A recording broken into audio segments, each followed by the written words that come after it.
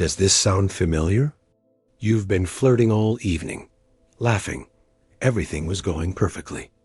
And then, at the crucial moment, just when you're ready to make your move, you're met with a polite but firm no, or the classic, "Sorry, I'm just too tired tonight."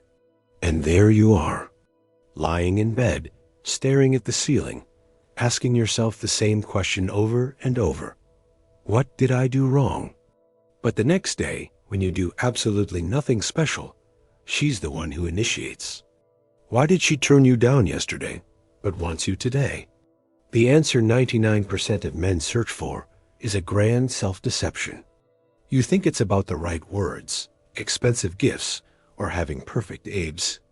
You try to seduce her at the last minute, like it's a 100-meter dash, but you're losing the race before it even starts. Because real foreplay doesn't start in the bedroom. It starts hours, sometimes even days, before. This isn't a sprint. It's a chess match where every move creates a specific psychological state in her mind. Even Freud and Jung understood this. The most powerful desires aren't born from logic, but from the subconscious. They come from her shadow self, from the depths of her psyche that compliments can't reach. Today, we're not talking about techniques. We're talking about keys. 5 psychological triggers that unlock her subconscious. You will learn how to intentionally flip the switch in her mind. And her YES will stop being a coincidence. It will become the predictable result of your right actions. But I have to warn you, if you only watch halfway through, you'll only get half the truth. I'm saving the most important key for the end. So before we begin, please go ahead and hit the like button for this video. And if you're new here and ready to go all the way for real knowledge, subscribe right now. And before we kick off, I'm curious to see where everyone is tuning in from. Please write your city in the comments. I'd love to see our geography. Part 1, the foundation of attraction. Safety and curiosity. The first and most important law that men constantly break is this. Female attraction is physically impossible in a state of anxiety. Her body cannot switch into arousal mode as long as her brain, her most ancient reptilian part, is sending out danger signals. And I'm not talking about a mugger in a dark alley. I'm talking about the psychological pressure you create without even realizing it. You can be the most handsome and successful man. But if being with you makes her feel like she's walking on eggshells, if she's expecting an outburst of anger, passive aggression, or just emotional instability, her body will automatically shut down. This is pure biochemistry. The stress hormone cortisol is a direct antagonist to the hormones of intimacy and pleasure like oxytocin. As long as cortisol is raging through her blood, there can be no attraction. Period. This is why your greatest aphrodisiac is your calmness, your reliability, your predictability in the best sense of the word. When you don't fly off the handle over small things, when you solve problems instead of creating them, when your emotional state is a calm harbor, not a roller coaster, you send the most powerful signal to her subconscious. It's safe here. And only after receiving that signal does her body get permission to relax. And relaxation is the gateway to arousal, but safety is only half of the foundation. The other half is emotional intimacy. And this is where men make the second fatal mistake. We think women are turned on by touch, beautiful places, and expensive things. All of that works, but only as an amplifier. The true catalyst for her desire is the feeling of being seen, heard, and understood. The feeling that she's with a close partner, not just a male. A heart-to-heart conversation where you don't try to fix her or give advice, but simply listen. A moment when you share not your achievements, but your vulnerability, your doubts, or even your fears. This is the real emotional foreplay. Why does it work so well? Because by opening up your inner world, you are inviting her into a space of absolute trust. You're showing her that you trust her with your most private self. This creates a bond so powerful that no technique can replicate it. For the female psyche, this is a signal. He doesn't just want my body. He wants my soul. He sees me as a person. And when she feels that depth, her desire to possess you, to be one with you physically, multiplies tenfold. Remember, a conversation where she felt truly understood can arouse her more than an hour of the most. Elaborate physical foreplay. Part 2. The Art of Power. How to dominate without ing. And now, we move on to the most provocative and misunderstood masculine quality, dominance. When most people hear that word, they picture an aggressive tyrant banging his fist on the table. This is a huge mistake that leads to fear, not attraction. True, arousing dominance has nothing to do with aggression. It is confident leadership. Imagine this scenario. You're trying to decide where to go for dinner. You ask, "Where do you want to go?" She replies, "I don't know, you decide." You suggest, "How about that Italian place?" She says, "I'm not really in the mood for that." You try again, "What about Japanese?" She says, "Oh, it's probably too crowded tonight." At this moment, you are losing her attraction with every passing second. Why? Because you're shifting the responsibility of making a decision onto her. You are demonstrating indecisiveness. And a woman's subconscious instinctively looks for a leader in a man, someone who is capable of taking charge. Your decisiveness in small, everyday matters is a direct projection of your strength in her eyes. When you stop asking, "Where should we go?" and instead say, "Tonight, we're going to that new Georgian restaurant. I've booked a table for 8. You lift the burden of choice from her shoulders and give her the chance to relax and follow your lead. It is precisely this state of mind, "I can trust him, he's got it handled," that flows seamlessly into the bedroom. A woman wants to submit, but she will only submit to someone who has proven his right to lead. Not with words, but with actions. And here we arrive at Carl Jung's brilliant concept, the king archetype. The female subconscious is not searching for a tyrant who asserts himself at her expense. It is searching for a king, a wise, calm, and just ruler of his world. A king doesn't shout. A king doesn't need to prove himself. He simply knows what he wants and calmly makes it happen. His power is based on authority, not fear. When you decide where to go on vacation, when you calmly handle a conflict with the plumber, when you confidently lead her by the hand through a crowd, you activate this ancient archetype in her mind. She sees you not just as a boyfriend, but as a powerful figure worth following. And this desire to follow you in life inevitably gives birth to the desire to surrender to you in bed. But leadership isn't just about saying yes to your own decisions. It's also about being able to calmly and firmly say no to her whims. This is called holding frame. Your frame is your principles, your boundaries, your vision. And when you defend that frame without fearing her reaction, you command colossal respect. For example, she wants to go to a party, but you both agreed to spend the evening together because you're tired. A weak man will cave, fearing conflict. A strong man will say, "Honey, I know you want to go, but we agreed to rest.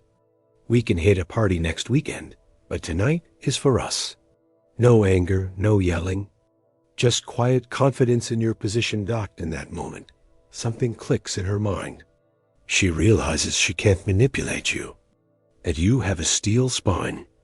It might irritate her for a minute, but on a deep level, it creates a profound sense of security and respect. She understands that if you stand your ground so firmly in small things, she can absolutely count on you in a serious situation.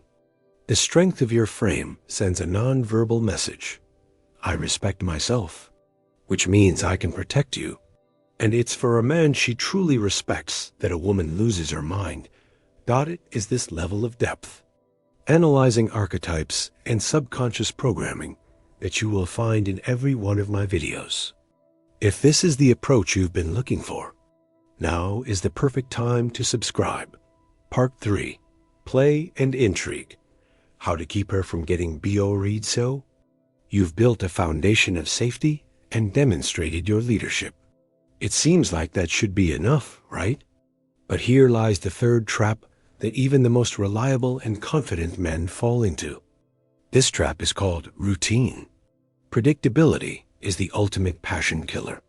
The human brain, especially a woman's, is wired to respond to novelty. New experiences trigger a release of dopamine, the neurotransmitter of pleasure and anticipation.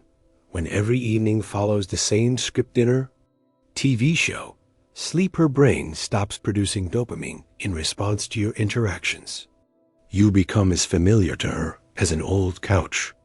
Comfortable, reliable, but completely unexciting.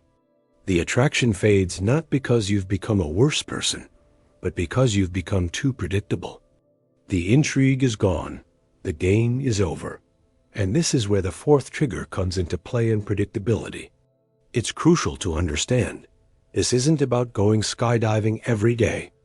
It's about small but regular breaks in the pattern. Instead of the usual home-cooked meal, spontaneously order her favorite pizza. Instead of watching a series, suggest a walk in the rain. Instead of the standard, "Hey, how are you?" text, send her a funny meme or a message that just says, "Thinking of you." On your way home, don't buy a bouquet of roses.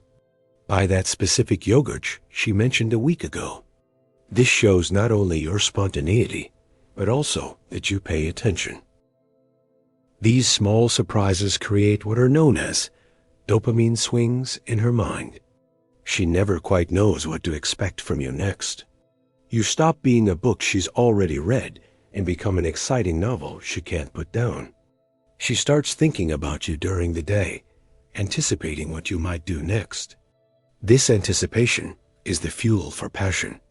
You're creating emotional spikes that prevent your relationship from gathering the dust of domestic life.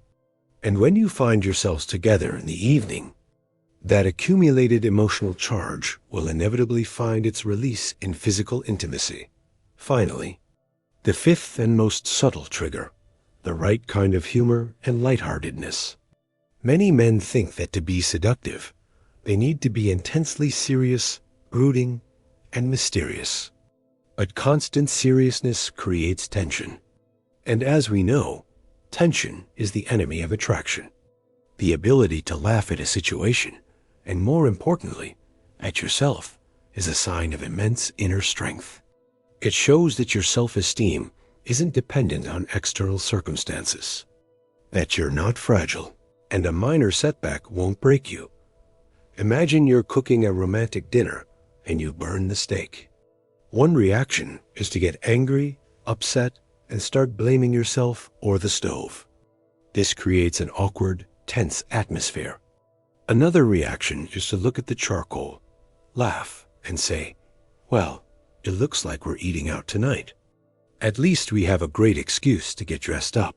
In that moment, you turn a failure into an adventure. You diffuse the tension and show her that being with you is fun and easy, even when things don't go according to plan. A woman is subconsciously drawn to a man who is a source of positive emotions. Your humor, your easygoing nature, your ability to not make a big deal out of small things, this is a powerful magnet. It tells her, with him I can be myself, I can relax, I don't have to be afraid of his reaction. This lightness in your interactions creates an atmosphere of play and flirtation, which is the natural prelude to intimacy. A man she can have a good laugh with will always be more desirable than the most perfect, but dull and serious. Man, Part 4, Synthesis and APPLICATIO. And now, let's assemble all 5 elements into a single system. It's crucial to understand that these aren't separate tricks to be used one at a time.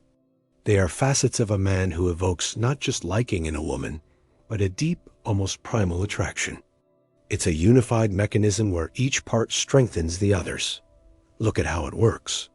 Safety and trust are the foundation, the soil in which anything can grow. Without it, everything else is meaningless. Confident leadership and a strong frame are the trunk and branches.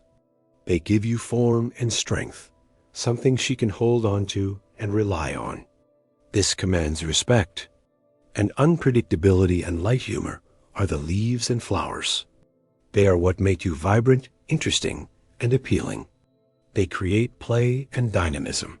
A man who only provides safety but has no backbone is seen as a nice guy, a friend, but not as a sexual partner. A man who tries to be a leader but is emotionally unstable is seen as a dangerous tyrant to be avoided. A man who is constantly joking and planning surprises, but is incapable of making a single serious decision, comes across as an immature clown. See? The system only works when it's all together. Safety without strength is the friend zone. Strength without safety is fear. Play without strength and safety is childishness. Now let's see how this works in practice. Let's break down a hypothetical perfect day that is almost guaranteed to lead to a perfect night. This isn't a movie script. It's just a demonstration of how these triggers work in real life. Saturday morning. You wake up, and instead of the standard, "What should we do?" you say, "Get ready. We're leaving in an hour." I have an idea.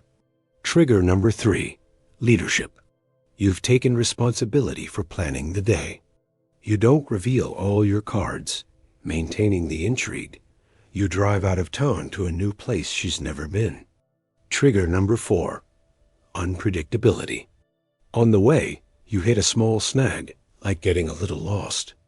Instead of getting stressed and blaming the GPS, you laugh and say, "Great, now we get to see places where no man has gone before." Trigger number 5, humor and lightness. You've turned a problem into an adventure. You calmly open a map and quickly find the way. Trigger number 1, safety. You've shown you're in control and can solve problems. In the afternoon, during a walk, she starts talking about a problem at work. You don't interrupt or offer advice. You just listen intently, ask clarifying questions, and show her that her feelings matter to you. At the end, you simply hug her and say, "I get how tired you are. You're strong, you'll handle it." Trigger number 2, emotional intimacy. She felt understood and accepted. In the evening, you return home. You don't immediately start making advances. You see she's a bit tired and say, "You relax, I'll order us some dinner." You're not thinking about a single thing tonight. Again, leadership and safety. And as you're sitting there eating dinner, she looks at you with completely different eyes.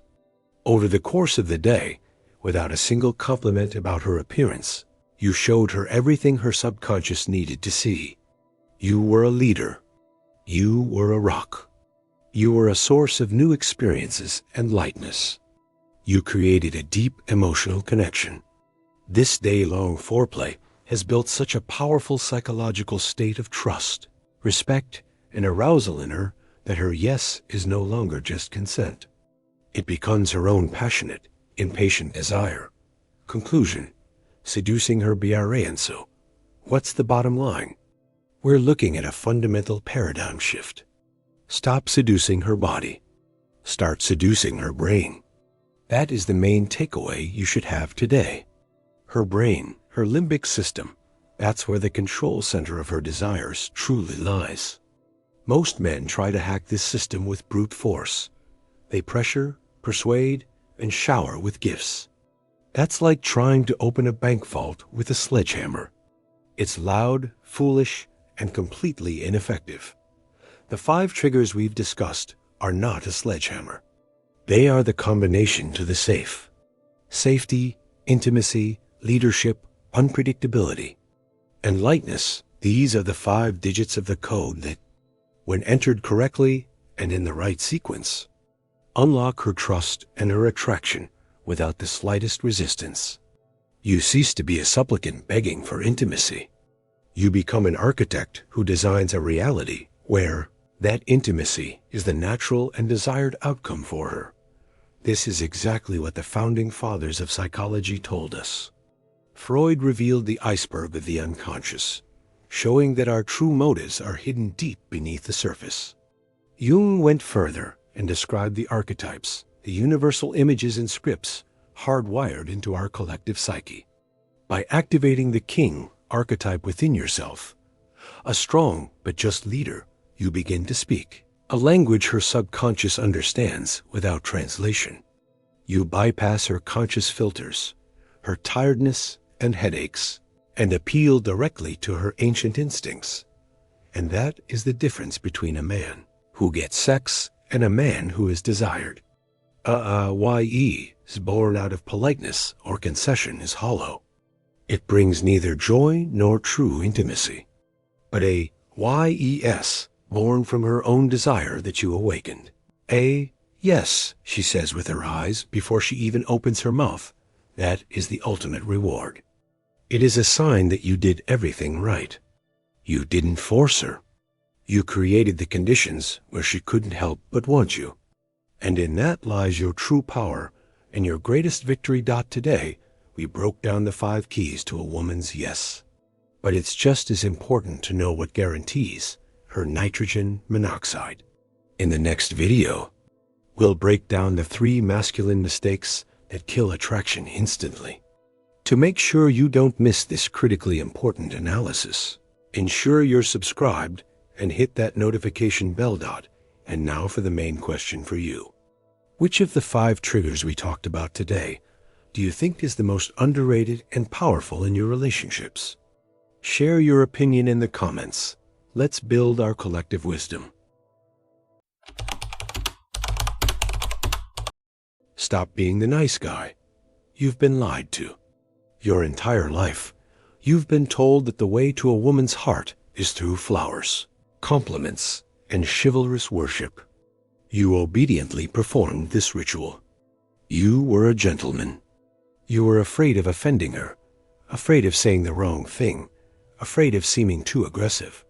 And what did you get?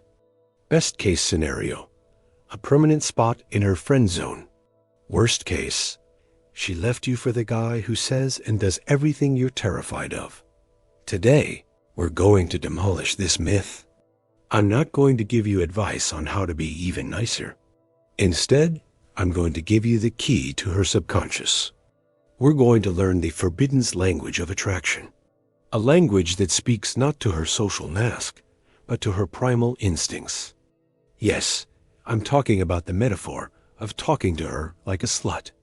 And before you get outraged, understand this.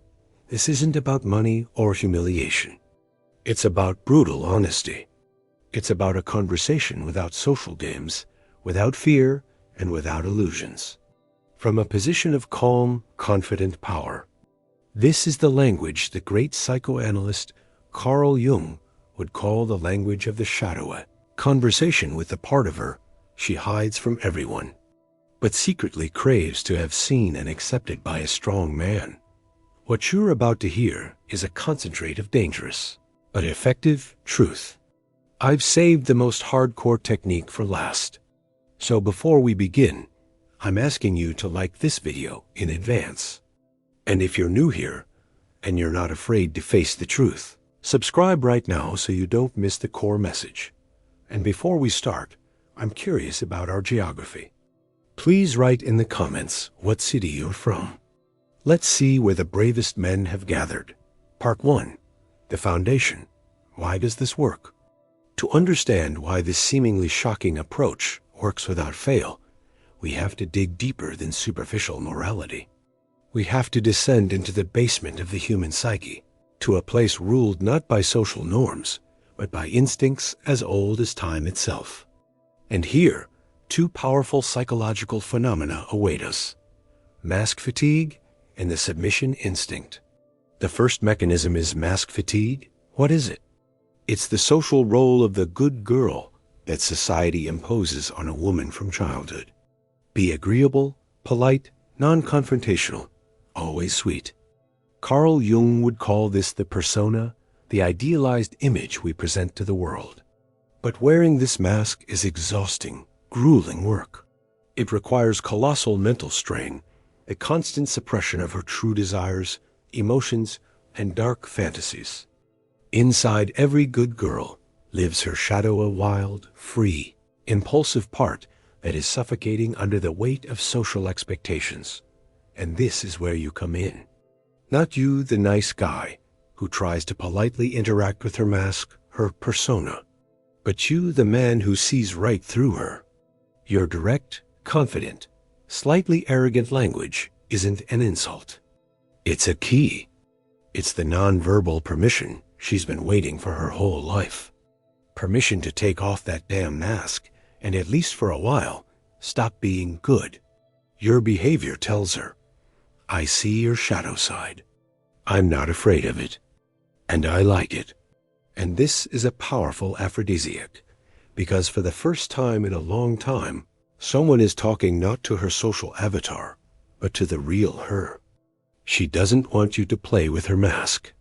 She secretly dreams that you'll rip it off.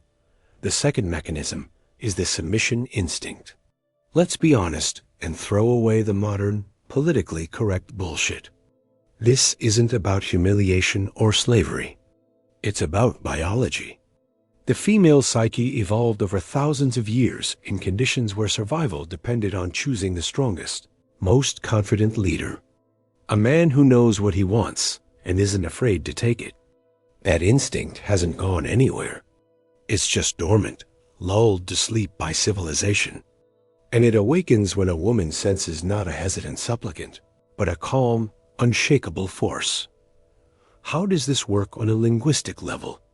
When you speak to her indecisively, using questioning intonations, maybe we could go out sometime?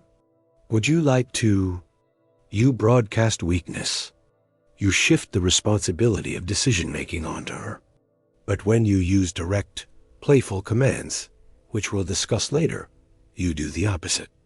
You demonstrate that you are the leader here. You lift that burden of responsibility from her, and for her subconscious, it's a massive relief. It flips an ancient trigger. I'm safe with him. He knows where we're going. The biggest mistake here is to confuse calm dominance with hysterical aggression. Aggression is always a sign of fear and weakness. True dominance is relaxed and confident. Your verbal certainty isn't an order. It's a demonstration of strength that activates her subconscious. Primal desire to follow you. Part 210 Techniques of the Forbidden Language. Know that we've laid the foundation. Let's move on to the tools. These aren't just phrases. They are keys that unlock her subconscious. Each technique is a strike against her social mask and a direct appeal to her animal, instinctual nature. Use them not like an actor, but like a surgeon, precisely, calmly, and with a full understanding of what you're doing. Technique 1. Speak of desire, not feelings. This is a fundamental paradigm shift. Nice guys speak the language of feelings. I like you. I have a good time with you. This language is aimed at her ego, her social self. It's safe, polite, and completely asexual. The forbidden language is the language of desire. Instead of I like you, you look her in the eyes and state calmly and matter-of-factly, I want you. What's the difference? I like you is a request for reciprocity. I want you is a statement of fact. It's the language of her libido, as Freud would say. It's the language of her id, the primal part of the psyche that knows no social norms. This shocks her logic, but directly activates her body. You aren't asking for permission. You are declaring your intent. This is a position of strength, not weakness. Technique 2. Use direct, dirty compliments. Standard compliments are dead. You have beautiful eyes. You have a beautiful smile. This is white noise. She's heard it 1,000 times. These are compliments to her persona, her mask. A dirty compliment aims deeper. It targets not her appearance, but her energy, her animal essence. Instead of, "You have beautiful eyes," you pause. Look at her a little longer than usual and say in a low voice, "You have an insane energy. I can't stop thinking about what we could do with it." This throws her off balance. You're not praising her dress. You're praising her essence. You're not talking about what you see, but what you feel and desire. This creates instant sexual tension because you are invading her intimate fantasy space. Technique 3. Give direct but playful commands. As we've already discussed, a woman subconsciously seeks a leader. Commands are the language of leadership. But this is a very fine line. We're not talking about the orders of a drill sergeant. We're talking about playful, short commands delivered with a slight smile and absolute confidence. Instead of asking, "Maybe you could move a little closer?" you simply touch her hand lightly and say, "Come here." Instead of, "Maybe we should go to my place?" you finish your coffee, stand up, and say, "Let's go." It's not a question. It's a statement. You lift the burden of choice from her and lead the way. This is incredibly sexy because you're showing that you have a plan and you're not afraid to act. You lead, she follows. This is the primal polarity that creates attraction. Technique 4. Call a spade a spade. This is the sharpest and most powerful technique. Society has created hundreds of flowery euphemisms for everything related to sex. These words are part of the social game, part of the mask. A man who isn't afraid to call things by their real names demonstrates absolute freedom from social taboos and fears. He shows that for him, this topic isn't a shameful secret, but a natural part of life. When, at the right moment in a conversation, you replace the coy "make love" with a direct, but not vulgar, word that describes the act itself, you create the effect of a bombshell. It shocks her good girl persona, but wildly arouses her shadow side. It's crucial to understand. This shouldn't sound like the vocabulary of a porn star. It should be said calmly, as if it's the most natural thing in the world. This directness shows you're a man who doesn't play games and isn't afraid of reality. And such courage is a major fetish for a woman who is tired of infantile boys. It is for this kind of directness and authenticity that you come to this channel. We don't play games here. We get to the heart of the matter. If this is the approach you've been looking for, now is the best time to subscribe. Technique 5. Suddenly change your vocal tone. Your voice is your most important instrument. In a normal conversation, you can speak in your usual tone. But at the moment you want to convey a key, intimate thought, you do one simple thing. You abruptly lower your tone and volume, almost to a whisper. For example, you're discussing something neutral, and in the middle of a sentence, you pause, lean in a little closer, and say almost in a whisper, ... But do you know what I'm really thinking about right now? This technique works on a purely physiological level. A low velvet voice is perceived as a sign of high testosterone, a sign of a male, and a whisper creates an effect of secrecy and intimacy. It forces her to listen closely and involuntarily focuses all her attention on you. You artificially create an intimate bubble just for the two of you, even if you're surrounded by people. Technique 6. Read her body and voice it. Women communicate with body language. Often her words say no when her entire body is screaming yes. A man who can see this, and most importantly, isn't afraid to voice it, gains a total advantage. When you see her fixing her hair, licking her lips, her breathing getting deeper, you don't ignore it. You look her in the eyes and calmly state, "I can see how much you're enjoying this." Or, "Your body is telling me yes, even if you're still silent." This is disarming. You show that you see right through her, that you can't be fooled by her social mask. You are communicating directly with her subconscious. This creates a feeling of a deep, almost mystical connection. She feels that you understand her better then she understands herself. Technique 7. Use the we frame. This is a subtle linguistic trick that reprograms her perception. Instead of speaking in the I and you paradigm, you start using we. This creates the illusion of a pre-existing connection, of a decision already made. Instead of, I want you to come to my place, you say, I don't think we're going anywhere else tonight. Instead of, what are you doing tonight? What are our plans for the evening? This gently but firmly places her into the frame of your shared reality. You aren't asking, you're asserting. It's a subtle form of dominance that doesn't trigger rejection because it creates a feeling of comfort and predetermination. You're already a couple. You're already together. And it's easier for her subconscious to agree with this than to argue. Technique 8. Like provocation and disqualification. Women, especially beautiful ones, are used to being worshipped. They constantly test men, flirting to get another dose of admiration. Your task is to break this pattern. In response to her obvious flirting or attempts to impress you, you don't shower her with compliments. You slightly disqualify her efforts. For example, she says something flirtatious, and you reply with a slight smirk, don't try so hard. I already like you. This completely flips the script. First, you show you're not one of her countless fans. Second, you let her know she has nothing to prove to you. Third, you still give her a compliment, but from a position of power, from the position of the one choosing, not the one being chosen. This pulls the rug out from under her and makes her reach for you, not the other way around. Technique 9. Create sexual tension with pauses. A pause after a dirty or provocative phrase is a powerful amplifier.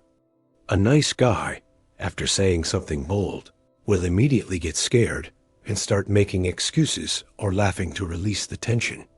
A strong man does the opposite. He throws a charged phrase into the space, like, you have no idea what I want to do to you. And then he goes silent. He pauses for 3, 4, 5 seconds and just looks her in the eyes, without breaking eye contact, calmly and confidently. The silence is deafening. In this pause, her logical brain switches off and her imagination starts running wild. She starts painting the boldest scenarios herself. You give her the space to dive into that state on her own.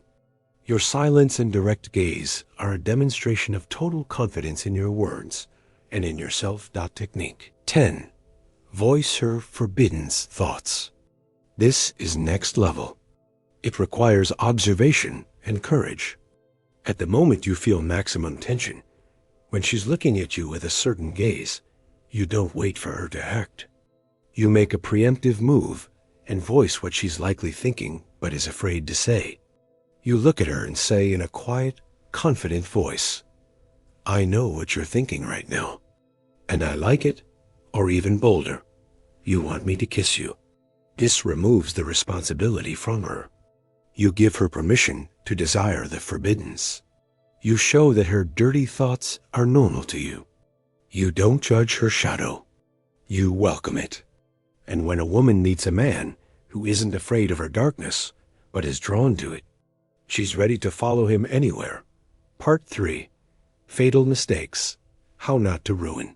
EVR Ching mastering the forbidden language is like being handed a loaded gun. In skilled hands, it's a tool of incredible power. In the hands of an amateur, it's a recipe for disaster. There are 3 fatal mistakes that will instantly turn you from a dominant man into a clown or an aggressor in her eyes. Ignoring these rules negates everything we've talked about. Mistake 1. Don't confuse dominance with aggression. This is the most common and destructive mistake. A beginner, hearing about the language of power, starts being rude, insulting, and humiliating a woman, thinking this is dominance. This is a colossal misunderstanding. Aggression is always a manifestation of fear and insecurity. It's the cry of a weak person trying to seem strong. True dominance, the kind we're talking about, is a state of inner calm and confidence. You say direct, dirty, provocative things, but you do it with a slight smile, without malice, without hatred. Your power is in your composure, not the volume of your voice. You dominate not because you're trying to crush her, but because you are so self-assured that her reactions don't scare you. You respect her as a person, but you're not afraid to lead and guide. Aggression repels. Calm dominance is hypnotizing. Mistake 2. Calibrate her reaction. This language is not a universal key that fits every lock. It's a powerful reagent, and your main job is to watch her reaction carefully. You must become an expert at reading her nonverbal cues. If, after your bold phrase, you see fear in her eyes instead of a spark of excitement, disgust instead of a playful smile, her body tensing up instead of relaxing, that's a stop signal. It means you've either gone too far, or this particular woman isn't ready for this kind of communication. A smart man immediately pulls back, changes the subject to something neutral, makes a joke. He shows that he's in control of the situation and has no intention of crossing her boundaries. A fool will keep pushing, making things worse. Remember, the goal is to awaken her shadow side, not to traumatize her. Your strength lies not just in your assertiveness, but also in your sensitivity. Mistake 3. Don't turn it into a clown show. This is the key mistake that kills all attraction at the root. A man watches too many adult films or reads cheap pickup artist forums and starts playing a role. He says dirty phrases in a fake, theatrical voice, strikes unnatural poses, tries to act like an alpha male. From the outside, it looks pathetic and ridiculous. A woman instantly reads this phoniness. The forbidden's language only works when it comes from your natural, confident state. Your tone should be calm, steady, perhaps a little lower than usual, but it must be yours. These phrases are not magic spells that work on their own. They are merely an extension of your inner strength and freedom. If that strength isn't there, the words will be empty. So, before you apply these techniques, work on your inner confidence. Don't play a role. Be the man who doesn't need to. Conclusion. Permission to be HROCLFLETS distill everything said into a single crystal clear conclusion. This entire forbidden's language that we've dissected today isn't really about a set of clever phrases or manipulative techniques. If you took it that way, you missed the entire point. This is not a manual on how to become a jerk or a cynical seducer. It is a roadmap to the deepest and most desirable form of masculine strength, the power to grant. Liberation. Think about this idea. The modern world, more than ever, demands that a woman be perfect. Social media, glossy magazines, public opinion, all of it creates unbearable pressure, forcing her to wear the persona Jung talked about. The mask of the successful, polite, proper, non-confrontational, and asexual good girl. This mask grows into her face, and over time, she herself begins to fear what's underneath it, her shadow, her true, primal, dirty desires. She's afraid that if someone sees the real her, they'll be horrified and reject her. And this is the key to everything. The nice guy, the gentleman, communicates with this mask. He's afraid of offending her, which means he's afraid of the real her. He's subconsciously telling her, please stay in your role, be agreeable, don't show me your darkness. It scares me. But the man who wields the forbidden's language does the exact opposite. With every bold phrase, every confident glance, he sends her a completely different message. I see what's under your mask. I know you're not that simple and proper. I sense your shadow, your wild nature. And not only does it not scare me, it drives me crazy. This is the ultimate form of acceptance. You become more than just another suitor to her. You become the one person in whose presence she can finally exhale. She can stop performing. She can be herself, passionate, flawed, imperfect. You give her the most valuable thing a man can give a woman, not flowers or diamonds, but permission. Permission to be herself. You lift the years-long burden of social shame for her true desires. And when a woman receives such a gift, her gratitude knows no bounds. This is no longer just a crush or attraction. This is a deep, almost animalistic attachment to the one who freed her from the prison of her own goodness. That's why she doesn't want a prince. Her mask, her social programming, needs a prince. Her soul, her instincts, crave a man who is not afraid. Not afraid of her, not afraid of her desires, and most importantly, not afraid of himself. By learning, and more importantly, feeling this language, you gain the key not just to her body. You gain access to her soul. And for this liberation, for this courage to see the real her, she will be ready to follow you to the ends of the earth. This is true power, based not on force, but on acceptance. Today, we studied the forbidden language of words. But words are only half of the access code. The other half is nonverbal signals, body language. In the next video, we will break down the body language of the dominant man, how to show who's in charge with a single look, gesture, and silence. To get the full picture and not miss this crucial breakdown, make sure you're subscribed and be sure to hit the notification bell. 99% of men make the same fatal mistake. They try to seduce her social mask. They compliment her dress, her hair, her correct answers, and her agreeable personality traits. They praise her ego, her persona, as Carl Jung would say. And every time, they're surprised when all they get back is a polite smile and a one-way ticket to the friend zone. They're talking to her neocortex, the part of the brain responsible for logic, analysis, and social conformity, failing to understand that the center of attraction lies much deeper. But there's the 1% of men who understand. The true volcano of passion isn't hidden in her social role, but in her subconscious, in her shadow, in what Sigmund Freud called the id, her primal, animalistic instincts that she herself fears, but secretly craves to submit to. These men don't speak to her logic, but to her limbic system, the ancient brain responsible for emotions, instincts, and desire. They know that attraction isn't a logical choice. It's a biochemical reaction that can and must be triggered by the right stimuli. And today, we will learn to speak not to her logic, but to her instincts. I won't give you compliments, but 5 verbal keys, 5 command phrases that hack her internal filters. This knowledge is dangerous because it works without fail, bypassing her conscious resistance and speaking directly to the part of her that craves a strong, leading man, but I'm ready to share it. First, however, I need your help. If you're ready to learn the truth, like this video, so I know we're on the same wavelength. And if you're new here and not afraid of the deep end, make sure you subscribe.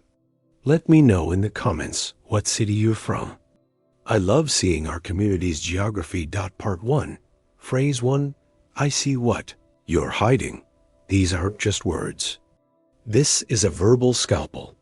This phrase instantly pulls both of you out of the superficial social ritual and into a deeply intimate space. You stop being just another guy trying to impress her. You become someone who sees right through her. Layer 1, factual reinforcement. The psychology of being seen. To grasp the colossal power of this phrase, we must turn to Jung. Each of us wears a persona, a social mask, the ideal version of ourselves that we present to the world. But beneath this mask lies the shadow, everything we suppress, our secret desires, fears, weaknesses, and most importantly, our wild, untamed energy. The deepest, almost animalistic human need is not just to be noticed, but to be truly seen, shadow and all.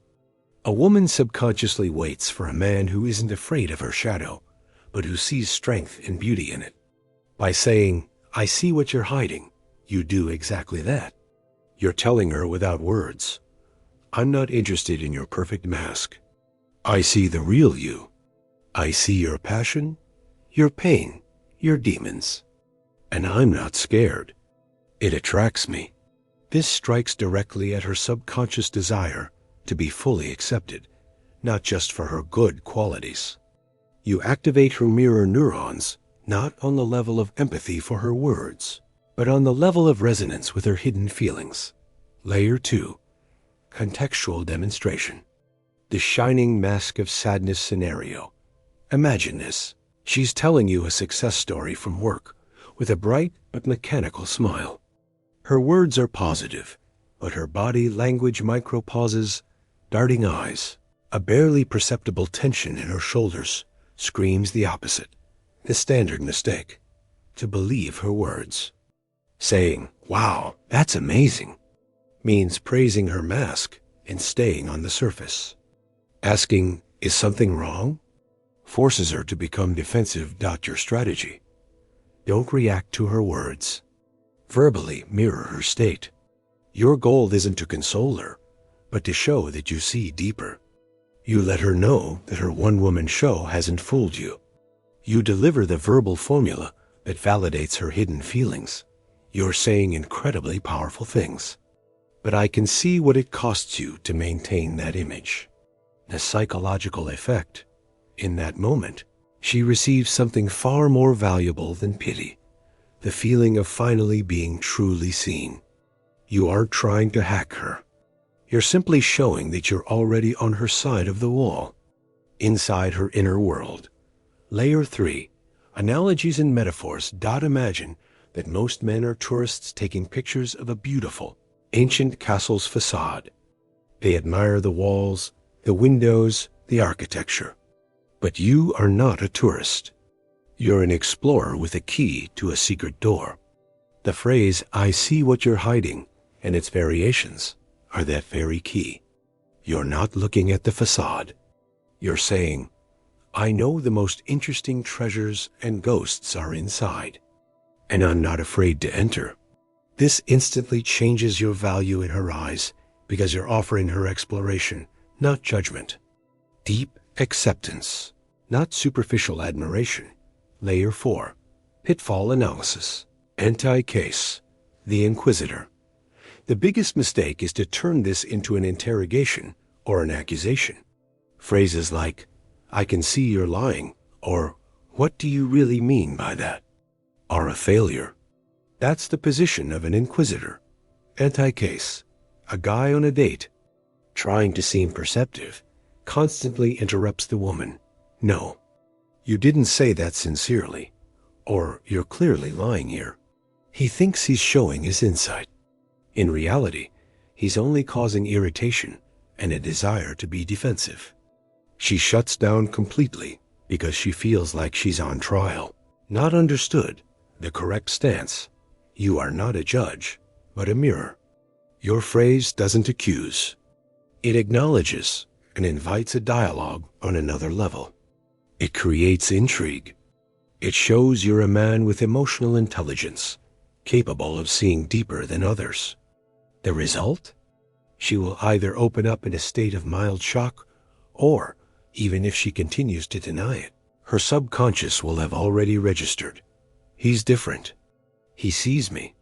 From that moment on, the entire dynamic of your interaction changes. You're no longer in a job interview. You are two people who have taken off their masks. Part 2, Phrase 2. Stop being a good girl. This is perhaps the sharpest and most provocative phrase in the entire arsenal, and the most effective when used correctly. Because this isn't an order or an insult. It's permission. Permission to be yourself. Layer 1. Factual reinforcement. The psychology of the social corset. Closing parenthesis. Our entire modern culture, our entire upbringing, pushes a woman into the good girl frame. Be agreeable, be polite, don't cause trouble, suppress your improper desires, be modest. Psychologists call this socially prescribed behavior. It's a social corset she has worn since childhood. But beneath that corset, her shadow is churning, her wild, passionate, irrational nature. And she is desperately waiting for someone to give her the right to take it off. When you tell her, stop being a good girl, you're not saying, be a bad girl. You're saying, I see your inner conflict. I see how you want one thing, but social norms force you to do another. With me, you don't have to pretend. With me, you can be real. This is liberation. It's the verbal key to her inner cage. You become an agent of her personal freedom. Layer 2, contextual demonstration. The killing spontaneity scenario. Imagine you're walking through an empty city at night, and she looks at a fountain with childlike wonder. You can see she wants to run through the water jets, but she immediately checks herself. Oh no, that's silly. I'm an adult. I'll get my dress wet. Her superego, her inner critic, kills her impulse.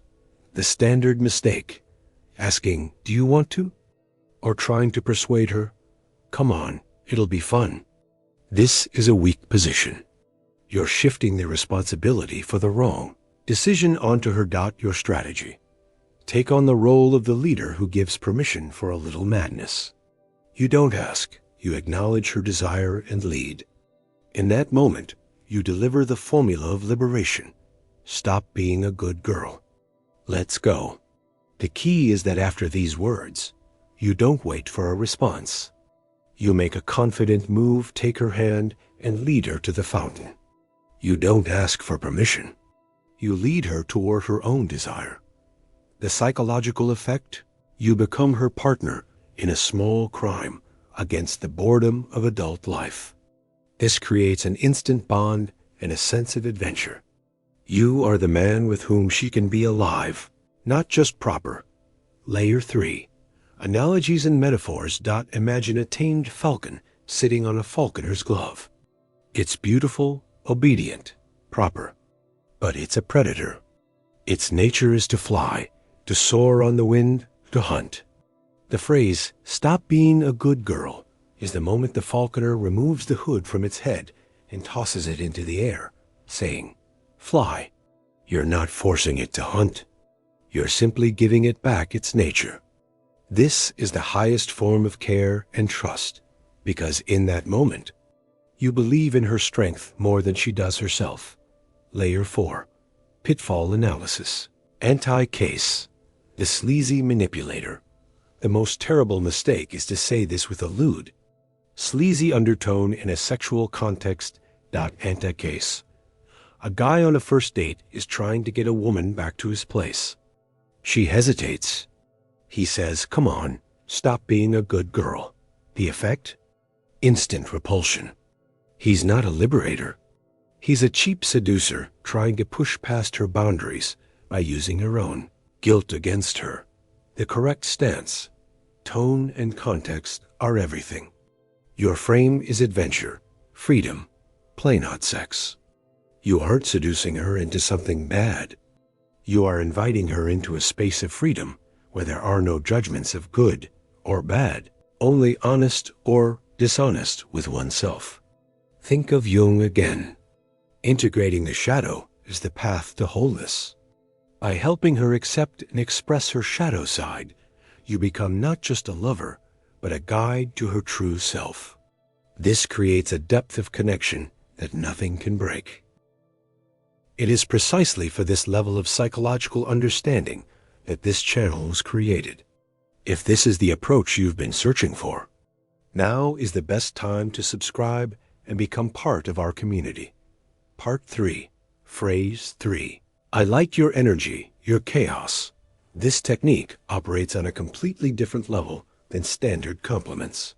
When a man tells a woman, you have beautiful eyes, or you're smart, he's praising her understandable, socially approved attributes. He's evaluating her neocortex, her logical, visible part. But when you say, I like your energy, you're complimenting her limbic system, her animalistic, irrational core. Layer 1, factual reinforcement, the evolutionary biology of attraction.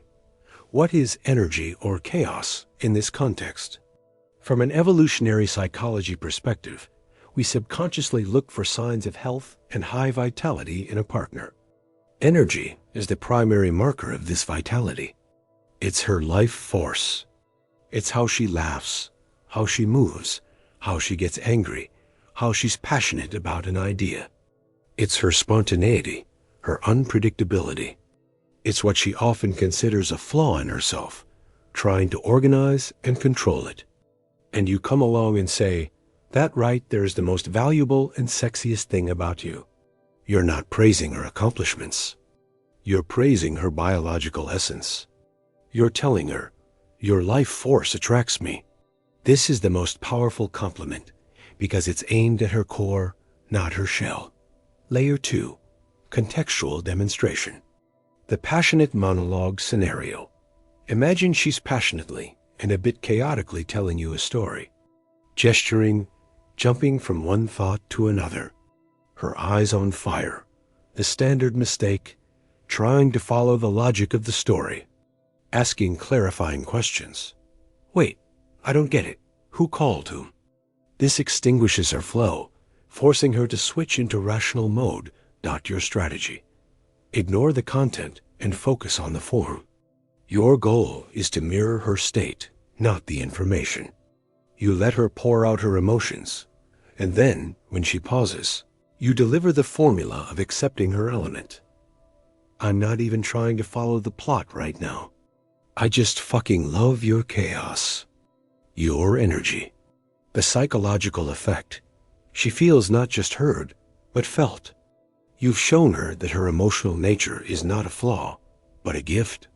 This creates a sense of deep understanding and allows her to be even more open and alive around you. Layer 3, analogies and metaphors. Imagine the difference between a perfectly functioning, predictable Swiss watch and the unpredictable, mesmerizing dance of fire in a fireplace. Most men praise a woman for running like clockwork, being on time, proper, predictable. But true attraction is sparked by the fire, its warmth, its light, its danger, and its constant motion. By saying, "I like your chaos," you're saying, "I'm not afraid of your fire. I've come to warm myself by it." You show that you value life in her, not function. Layer 4, pitfall analysis. Anti-case, the empty talker. Anti-case. A guy who has read too many tips automatically throws out the phrase, "You have great energy," to every woman on a first date. He says it formally, without feeling, while looking at his phone or around the room. A woman instantly reads the fakeness. This phrase, devoid of sincere admiration, sounds like the cheapest, most overused pickup line. The correct stance. This phrase demands your genuine admiration for her life force. You must truly, for a second, detach from her words and see the power behind them. This isn't a technique. It's a philosophy of perceiving a woman not as an object to be evaluated, but as a force of nature to be enjoyed. If you don't feel it, it's better to say nothing. But if you do feel it, say it, and you will witness magic. Part 4. Phrase 4. I want you to do this for me. This phrase is the litmus test that separates a leader from a supplicant. Compare two models of behavior. The first, safe model. Could you please, if it's not too much trouble, do? This phrase reeks of uncertainty, fear of rejection, and shifting the responsibility for the decision to the woman. The second, leadership model. Do this for me. Short, clear, confident. Layer 1. Factual reinforcement, the psychology of leader and follower. Here, we enter the territory of archetypes. In the female subconscious, no matter how much modern ideology denies it, there is a pull to follow strength. A woman gets tired of making decisions. She lives in a world that constantly demands her to be strong, independent, and in control of everything. A man who comes in and confidently, but not rudely, states what he wants gives her the greatest gift, the opportunity to relax and trust. He lifts the burden of responsibility from her. This isn't about submission. It's about an effective distribution of roles in a pair, where the man takes on the role of the navigator, setting the course. Layer 2. Contextual demonstration. The gift of trust scenario. Imagine you're teaching her something. You're an expert at snowboarding, playing a chord on a guitar, throwing a knife correctly. She's scared. She's failing. She starts to overanalyze and doubt herself. The standard mistake: coaxing, encouraging, saying, "You can do it, try again." This turns you into a cheerleader. Your strategy: stop her frantic analysis. Take full responsibility for the outcome. You look her in the eyes. Your voice is calm and firm. You deliver the formula of control transfer. "Look at me. Forget that you are failing. I want you to just trust me right now and do exactly as I say." The psychological effect: you switch her from "I have to get this right" mode to "I can trust him" mode. The fear vanishes because the responsibility is now on you. She relaxes and is far more likely to perform the action correctly. This creates a powerful bond based on her trust in your competence. Layer 3.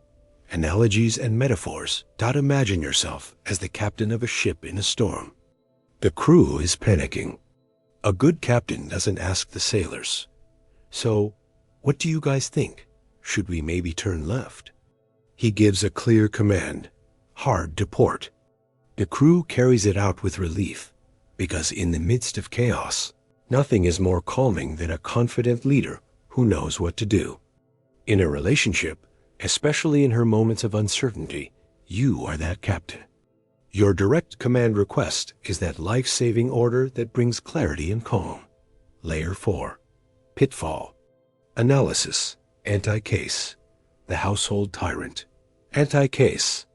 A man uses this construction for domestic commands, turning it into a tool of humiliation. Phrases like, "I want you to bring me a beer," or "I want you to do the dishes right now," said in a demanding tone, are not leadership. They are domestic tyranny.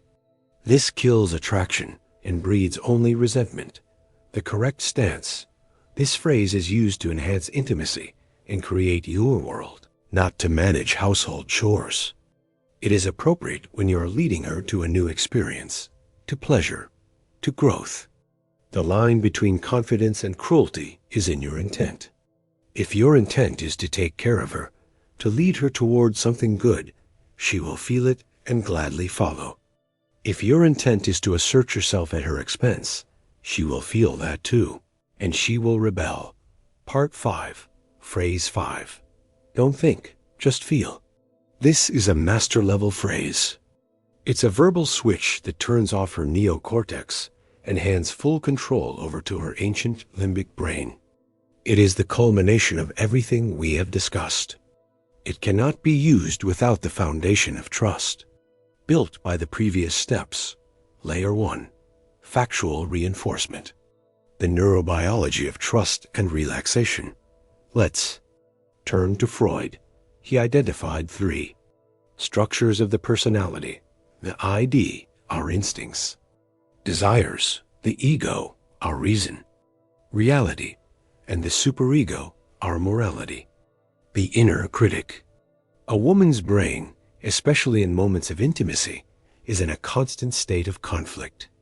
Her I wants to surrender to the moment, but her superego is constantly analyzing. Am I doing the right thing? What will he think? How do I look? This internal dialogue is the killer of passion. It activates the prefrontal cortex, responsible for analysis and control, and suppresses the amygdala, the center of emotions. The phrase, "don't think, just feel," is a direct command to her ego to shut down her superego. You, as the authority figure, as the leader, take over the function of her inner critic. You are telling her, "From this moment on, I am responsible for everything.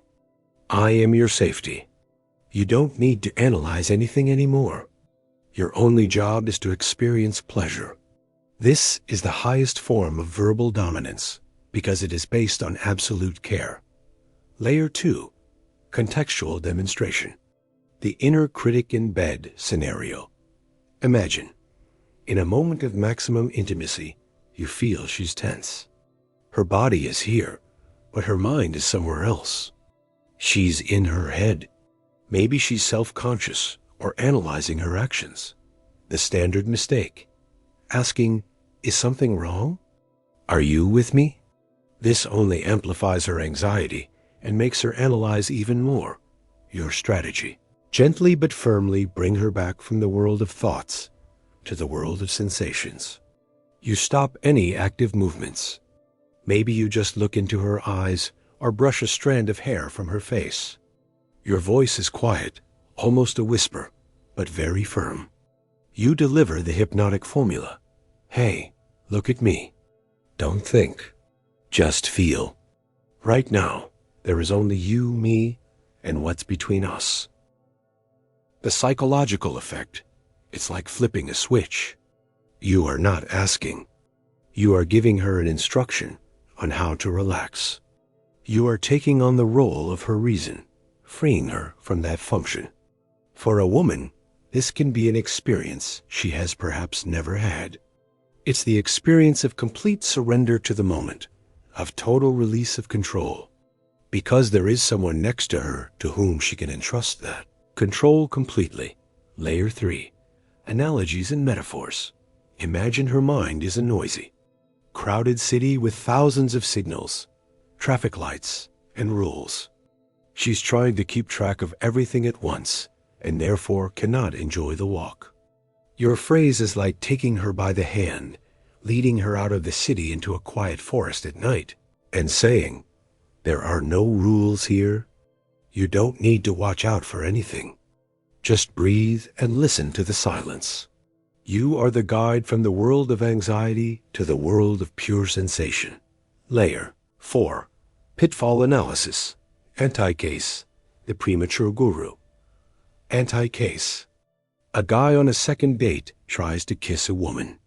She pulls away, clearly not ready.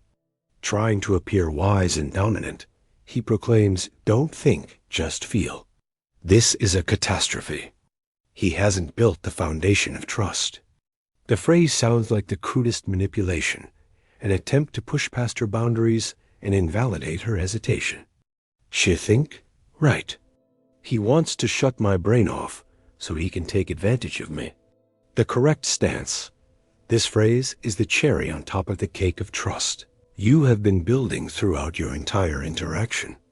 Mistakes here are unacceptable and fatal. Any note of uncertainty, pleading, or, conversely, of harsh command will kill the magic. The tone must be absolute, calm, and loving. You are not forcing. You are freeing. The correct use of this phrase elevates your intimacy to a transcendent level. Conclusion. The architect of her desire is today.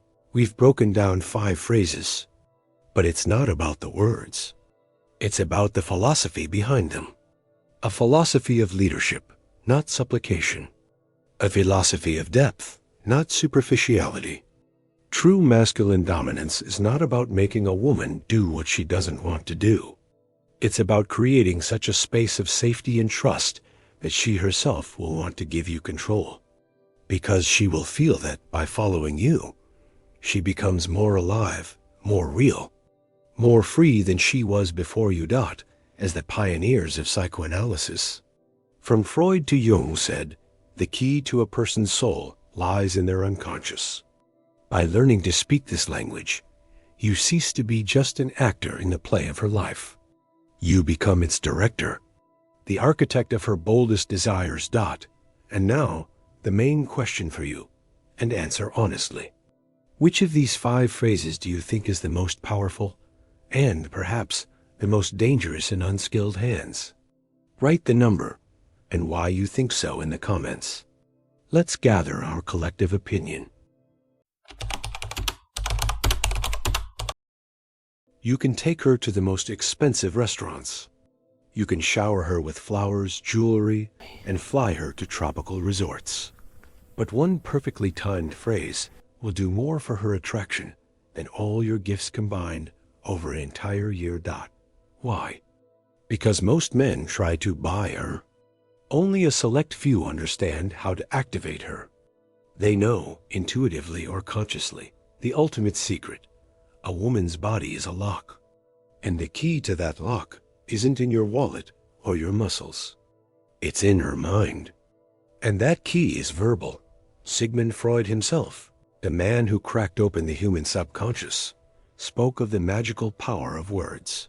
He understood that words aren't just sound waves. They are codes that bypass consciousness and hit the control center of emotions, desires, and instincts, especially the female control center. And today, we are going to demolish the biggest male myth. I'm not going to give you advice on how to be a nice guy. Instead, I'm going to show you 5 phrases that are pure aphrodisiacs. 5 verbal keys, 5 psychologically charged triggers that target her animalistic side, bypassing the filters of logic and common sense. This knowledge is dangerous because it works without fail.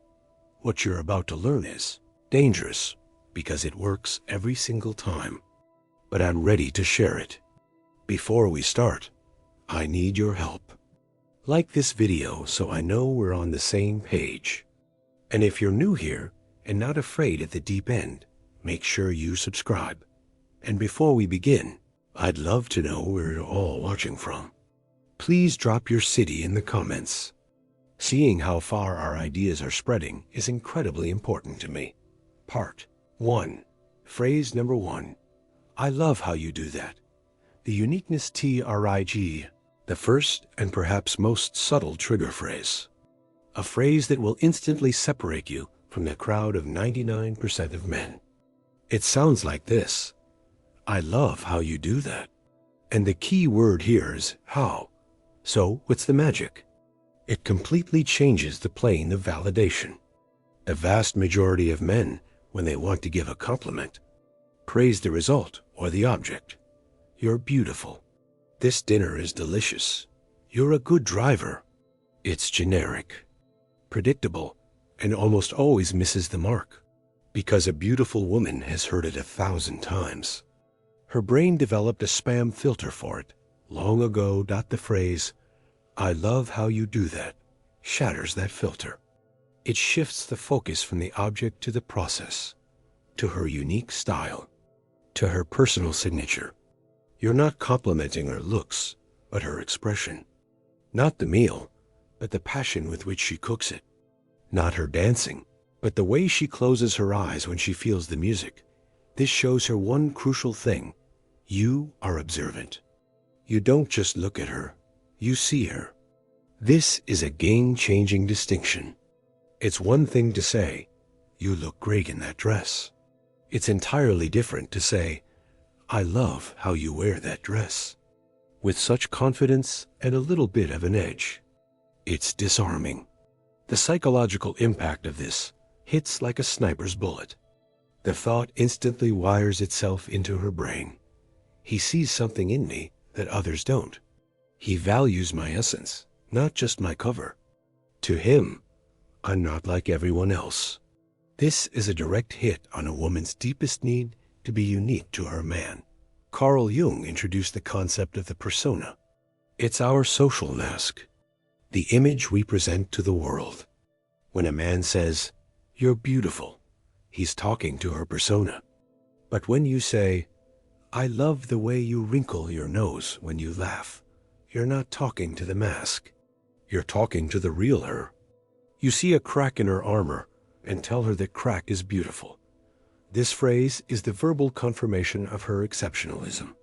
In a world where everything is standardized, you give her the most valuable gift, the acknowledgement of her irreplaceability. And after something like that, a woman starts to see you through a completely different lens. Because you're no longer just another guy. You've become the one who figured her out. Part 2, phrase number 2, I'm different with you. The influence TRIGGR, the second phrase, is a nuclear weapon for her ego. It sounds simple, but its effect is colossal. I'm different with you. Or variations like, you make me a better man. Or around you, I feel like I can move mountains. How does it work?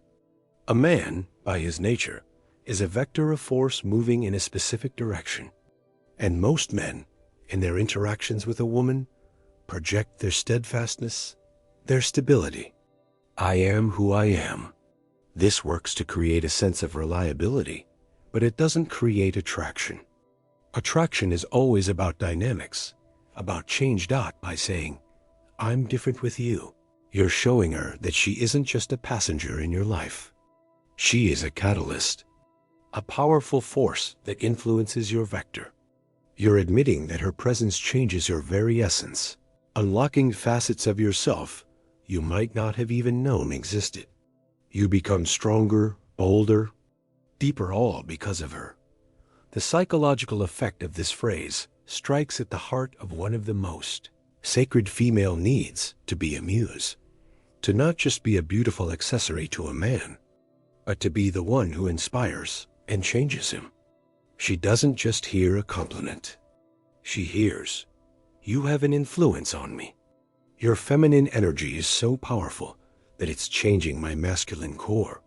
In Jungian psychology, there's the concept of the anima, the unconscious feminine side of a man's psyche.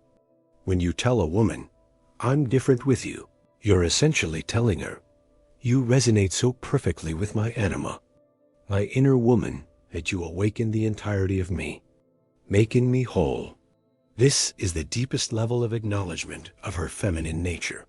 This sends her healthy ego into overdrive. She understands that her influence on you isn't manipulation, but a natural process. She isn't fixing you. She's unleashing you. For a woman, there is no greater aphrodisiac than feeling her own significance in a man's life. You're not just giving her flowers. You're giving her the feeling that she is the co-author of the best version of yourself. This phrase is completely disarming because it shows your strength through vulnerability. Only a truly strong and self-confident man isn't afraid to admit that a woman influences him. A weak man will try to prove his independence. A strong man will show that with the right woman, he becomes even stronger.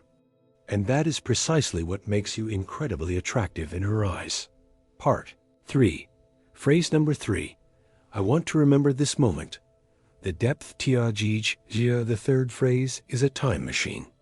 It's a tool that turns any ordinary situation into a legend. A moment she will replay in her mind before falling asleep. It goes like this. I want to remember this moment. How does it work? We live in a constant flow. Dinner, a walk, a conversation in the car. It all flies by and fades from memory. 99% of dates are just pleasant ways to pass the time. Nothing more. This phrase acts as a verbal freeze frame. You literally press pause and say, this, right here, right now. This is important. You're not just telling her you like her. You're showing that you like the world that comes into being when you are together. You value not just her, but the atmosphere, the energy, the very moment you are creating. This elevates your relationship from the category of him and her to the category of us. For example, you're sitting at an outdoor cafe. She's telling a story with passion, laughing. In that instant, you stop smiling, look at her with complete seriousness, and after a short pause, you say, wait, I want to remember this moment. Right now. That's it. The effect is a bombshell detonating in her soul. A regular evening just became a historic event. The psychological effect of this phrase is that it strikes at the very core of a woman's romantic nature. A woman thinks in stories, not events. She doesn't just want a date. She wants your story. With this phrase, you're making it clear. This isn't just a date. This is the beginning of our story. I am the man who sees something more in this. It instantly adds a cinematic quality and significance to your relationship. She's no longer just a girl you're seeing. She becomes the heroine of a novel. Your novel. This creates an incredibly powerful emotional bond because you're showing that you value not just the future with her or the past, but the present itself. You know how to be here and now, and you see the value in it. Freud spoke about how childhood memories shape our entire lives. This phrase is the act of creating a shared adult memory in real time. It's as if you're saying to her, let's create the moment that 10 years from now we'll look back on as the beginning of everything. You are programming her mind for a long-term relationship, showing that you think not in terms of a single night, but on the scale of forever.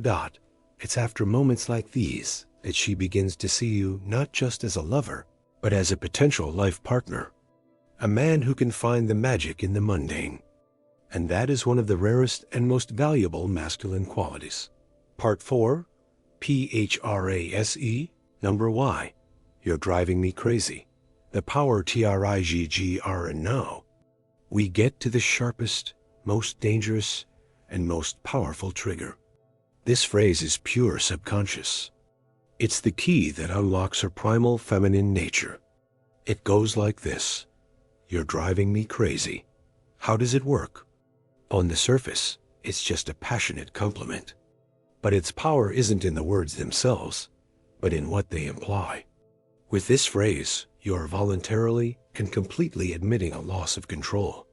You, the man, who by nature is supposed to be logical, rational, and in control, are declaring that her influence over you is so total that your reason is retreating in the face of animalistic desire. This must be said not in a gentle voice, but with a slight rasp at the peak of passion when you are already close. When you look her in the eyes and say this, you're not just talking. You are surrendering. You are handing all the power to her. You are telling her, my brain has shut down. The only thing speaking now is instinct. And that instinct is you. The psychological effect of this phrase is a direct appeal to what Freud called the ID. It's our animal nature, the reservoir of instincts, desires, and libido. When you say, you're driving me crazy, you're not speaking to her mind or her ego. You are speaking directly to her ID. And her subconscious hears, my power over him is absolute. My feminine power can shatter his masculine control.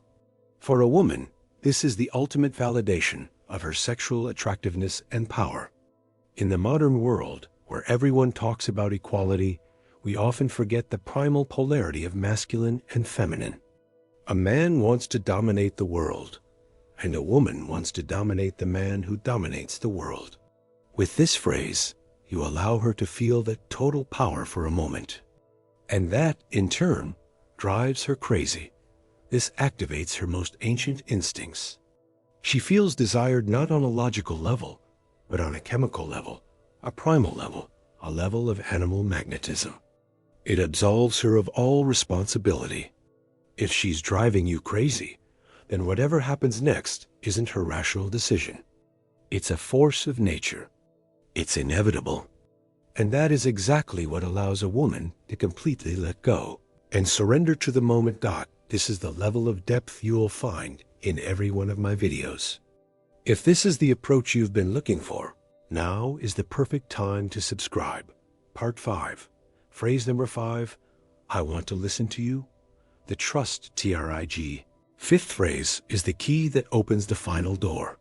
The door behind which lies complete, unconditional trust. Once that door is open, physical intimacy becomes merely the natural and inevitable consequence. The phrase sounds deceptively simple. I want to listen to you. How does it work? In a world where everyone wants to talk about themselves, where everyone is trying to impress, you do something counterintuitive. You offer her the most valuable thing a person has, your 100% undivided attention. You're not just waiting for your turn to speak. You are creating a safe space for her to be herself. This phrase shouldn't be said in passing. It should be used when she's sharing something, perhaps a bit hesitantly or unsurely. You stop her, gently take her hand, look into her eyes and say, wait, this is important. I want to listen to you. In that moment, the rest of the world ceases to exist for her. There's only you, your eyes, and your sincere desire to understand her inner world. The psychological effect of this phrase is that it completely disarms her defense mechanisms. Every woman, especially a beautiful one, is used to men wanting her body. They look at her figure, her face. They listen with half an ear, waiting for a chance to make their move. She's always armored up, always on guard. Your phrase is a signal. I'm not just interested in your cover. I'm interested in the book hidden beneath it. Your thoughts, your fears, your dreams, they matter to me. A realization flashes through her mind. I can be my real self with him. I'm not just desired, I'm valued. He sees a person, not an object. This creates a level of emotional intimacy that most men will never achieve. You stop being just a man to her and move into the category of my man, someone she can trust, someone with whom it's safe to take off the persona that social mask Jung talked about and reveal her true, vulnerable self. It is this total trust, this emotional nakedness, that inevitably leads to physical nakedness. Because for a woman, sex isn't just physiology. It's the pinnacle of trust. And by creating that trust with your sincere attention, you make her want to be as close to you as possible.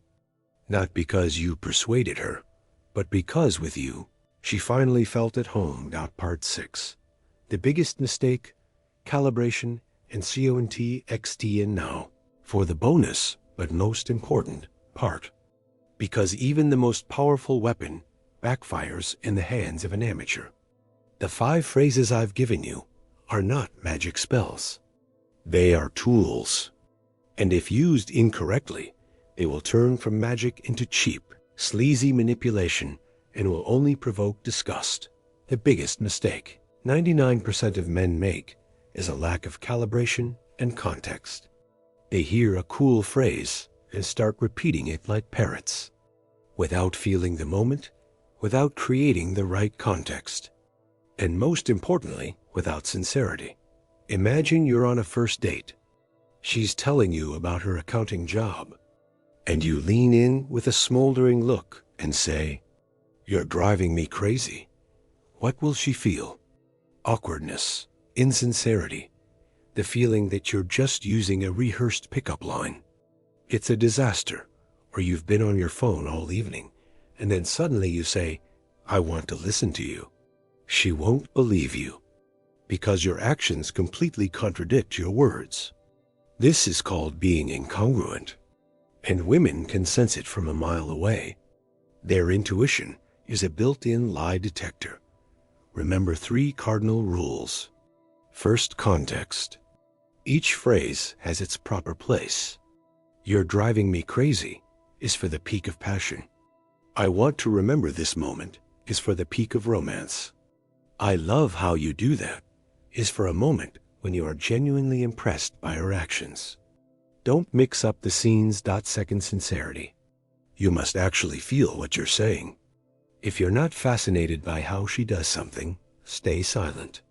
If you don't feel like she's making you a better person, don't say it. A fake compliment is worse than an insult. A woman will forgive you for being clumsy, but she will never forgive you for being deceitful. And third, non-verbals. Your words are only 7% of the communication. The rest is your voice, your eye contact, your body language. When you say, "I want to listen to you," you must put your phone away, turn your entire body towards her, and look her in the eyes. When you say, "You're driving me crazy," there must be fire in your voice, not boredom. These phrases aren't meant to get a woman. They are meant to make her feel unique, influential, loved, and desired. If your motive is to give, not to take, she will feel it. And then, these words will truly become magic. Otherwise, they'll just be a collection of sounds. Conclusion. Your language is the key to her subsauyo so. What's the bottom line? We haven't just learned 5 clever phrases. We've received 5 keys to 5 different rooms in her soul. "I love how you do that." opens the room of her uniqueness, where she wants to be not just beautiful, but irreplaceable. I'm different with you opens the throne room of her influence, where she wants to be a muse, not an accessory. I want to remember this moment opens the library of her memory, where she dreams of becoming the heroine of your shared story. You're driving me crazy descends into the very basement of her instincts, where she craves to feel her primal feminine power. And I want to listen to you unlocks her inner sanctum, her holy of holies, the room of her absolute trust. But if you look even deeper, all these keys are united by one master principle. It is the shift from the male position of a judge to the position of a witness. A judge looks at a woman as an object. Beautiful, not beautiful, smart, dumb, suitable, unsuitable. He passes a verdict. A witness, however, sees her as a process, a phenomenon. He doesn't judge. He observes. He sees not just her smile, but how she smiles.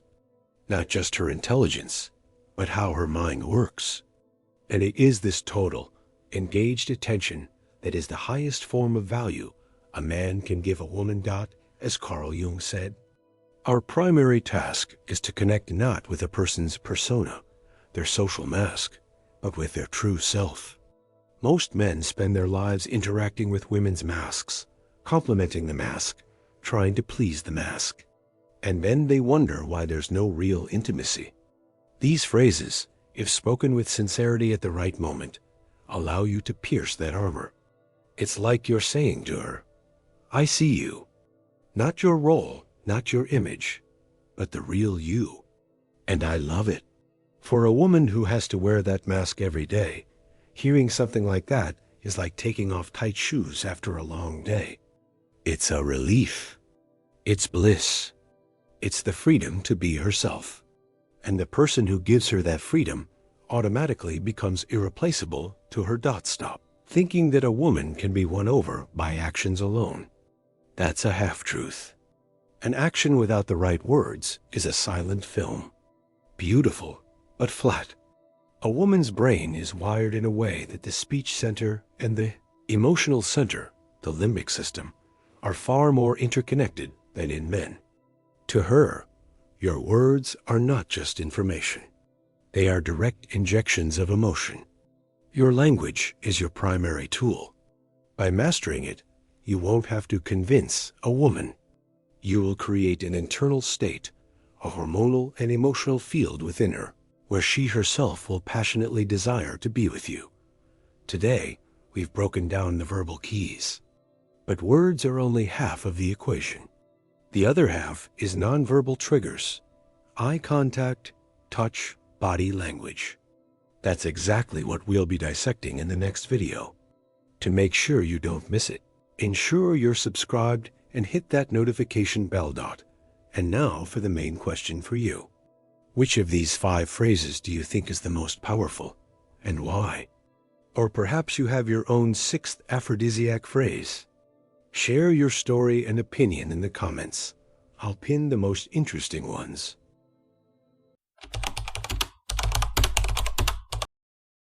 Have you ever wondered why some men become legendary in a woman's memory, while others are just a fleeting episode, forgotten by morning?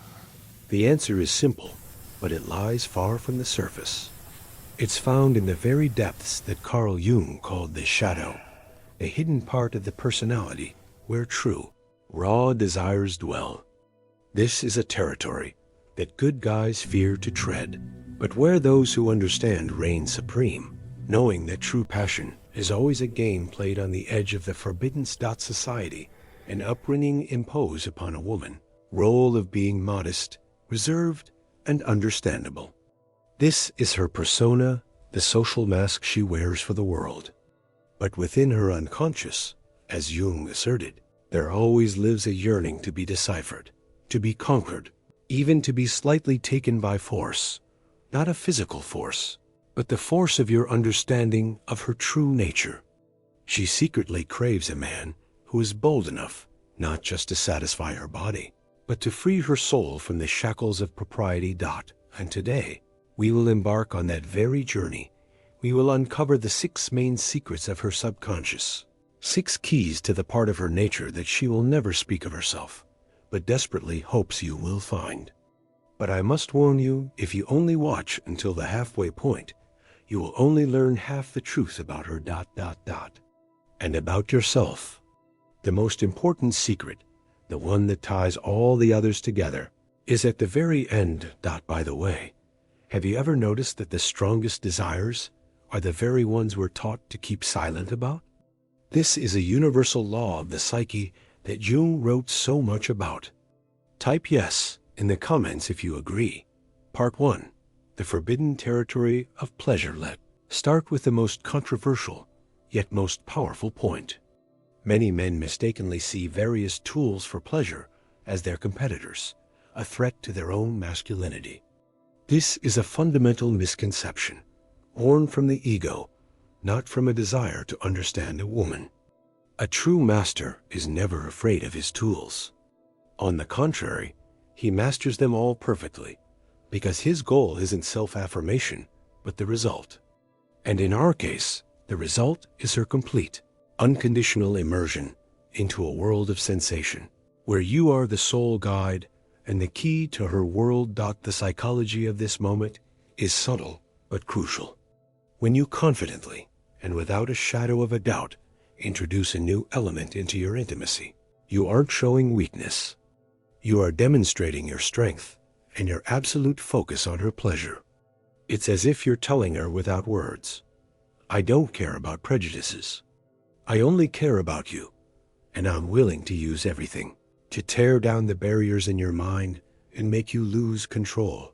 It is precisely this courage and care that shatters her internal prohibitions and allows her to open up beside you. Understand this, the female orgasm, unlike the male one, has a much more complex neurophysiological nature. The statistics that are rarely spoken of are relentless. The vast majority of women cannot reach a climax from penetration alone. Their pleasure center requires targeted, precise, and often prolonged stimulation. To ignore this fact is to consciously deprive her of the full spectrum of sensation, and to deprive yourself of the sight of a woman who has completely lost her mind with passion. Using the right tool is not a crutch, but rather a surgeon's scalpel, allowing you to target the right points with surgical precision. Carl Jung spoke of the necessity of integration, of accepting all parts of reality. In the context of intimacy, this means accepting all available methods for achieving harmony and pleasure. By rejecting something due to his own complexes or fear of appearing inadequate, a man only reveals his inner insecurity. A confident man, however, sees it as just another color on the palette, another note in the symphony he is creating for the two of them. He is the conductor, not just one of the musicians. He directs the process, rather than blindly following instincts. So, cast aside your doubts.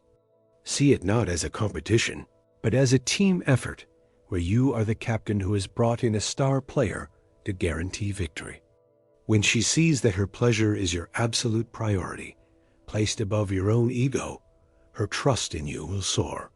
She will realize that beside her is not just a lover, but a mature and wise partner who is not afraid to explore and to give.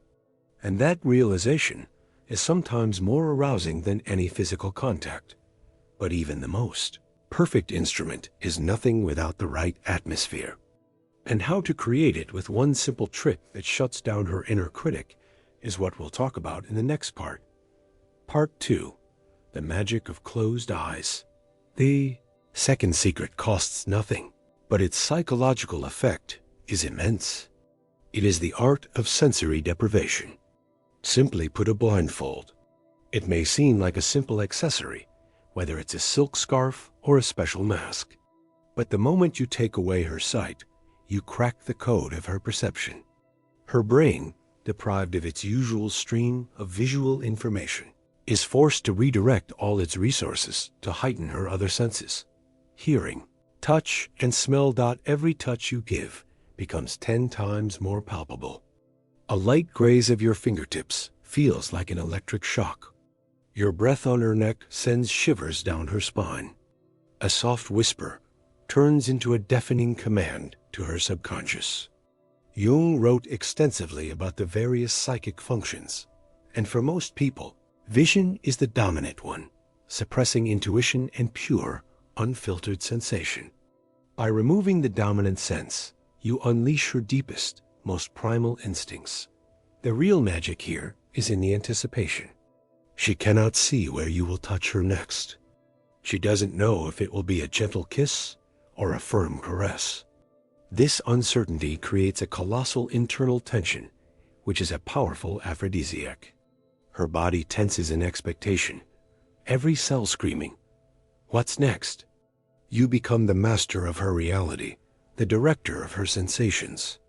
She is completely in your power, but it is a power she subconsciously craves, the power of a caring guide leading her through the uncharted territory of pleasure. Start slowly. Trace an ice cube across her collarbones.